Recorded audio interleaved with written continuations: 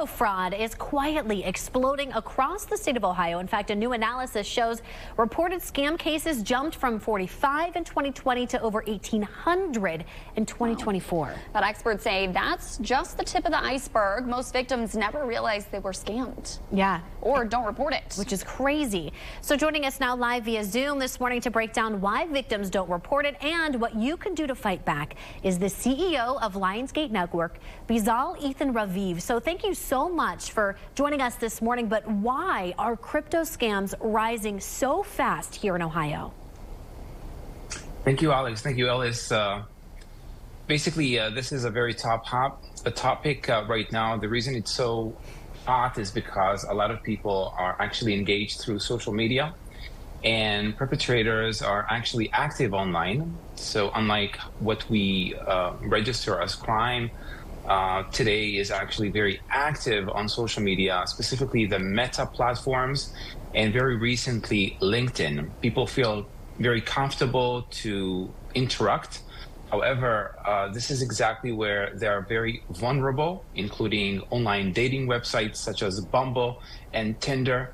And they're fully exposed with all of their information, and there's no firewall between scammers and users. And can you explain the psychology behind why victims often don't report crypto scams? A lot of people do not report because, as you've mentioned in the intro, they are not aware. Some of them are not aware because their tactic of organized crime online is very malicious and it's very persuasive. So you can interact with a fake trading platform not knowing it's not a real platform that you've actually engaged with. You would believe that you lost money in a trade that was colossal, in fact, but in real time, your money was never sent to a trading platform. It was sent right to the pockets of scammers. And obviously, there is also the guilt and shame. When people realize that they've been, embezzled, they realize that they don't know what to do. They feel very, under a lot of stress, and they don't know that law enforcement can, in fact, assist them, which in some cases is true, but in some other cases, there is much to be done in the recovery of it. So what are some of the warning signs do you think that people need to be on the lookout for? Anything that is provided to you in an unsolicited manner is a huge red flag.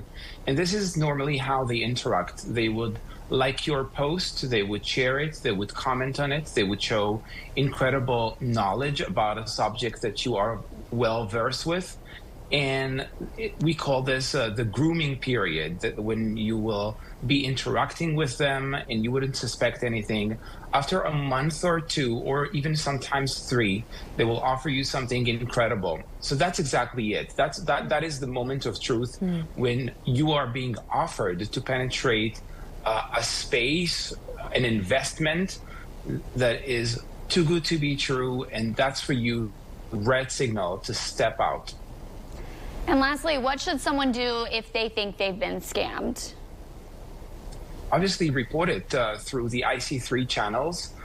Currently, the IC3 is collecting data, not necessarily helping victims analyze their case. What we offer at Lionsgate Network is a forensic analysis to your case within less than 60 seconds. We'll be able to provide the whereabouts of your funds using our tech. This information is very important because it serves law enforcement with the forensic evidence to where your money is, which is the first step in the recovery. Recovery, just like we go through life, we go through challenges in life. Recovery should be the triumphant part of being victimized, not something that we need to be closing in on. We need to open it up. We need to educate as much as we can to raise awareness as we do today, and basically say no to anything that is related to investment that is being offered to us by a person we have never met.